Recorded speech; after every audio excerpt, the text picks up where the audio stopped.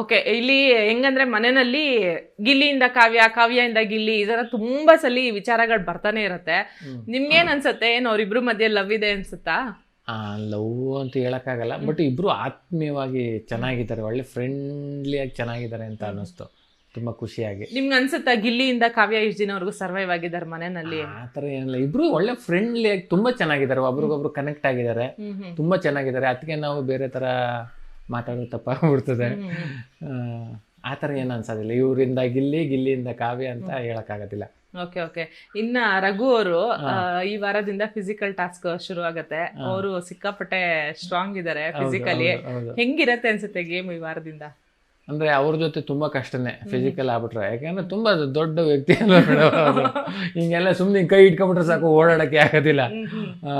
ಆ ಕೈಯಿಂದ ಒಂದು ಟಾಸ್ಕ್ ಬಂದಿದ್ದಾಗ ಅವ್ರು ಸುಮ್ಮನೆ ಹಿಂಗೆ ಅಂದ್ರು ಅಷ್ಟೇ, ನನಗೆ ಲೇಟ್ ಆಗ್ಬಿಟ್ಟಿತ್ತು ಇಲ್ಲಿ. ಆಮೇಲೆ ಒಂದ್ಸಲ ಅವ್ರು ಕಾಲು ಇಟ್ಕೊಂಡಿದ್ದು ಎತ್ತಿ ಬಿಸಾಕ್ಬಿಟ್ಟಿದ್ರು. ಅದರಿಂದ ಅವ್ರ ಜೊತೆ ಫಿಸಿಕಲಿ ಟಾಸ್ಕ್ ಅಂದರೆ ತುಂಬ ಕಷ್ಟ ಇದೆ. ತಲೆ ಉಪಯೋಗಿಸಿ ಆಟ ಆಡ್ಬೇಕಷ್ಟೇ.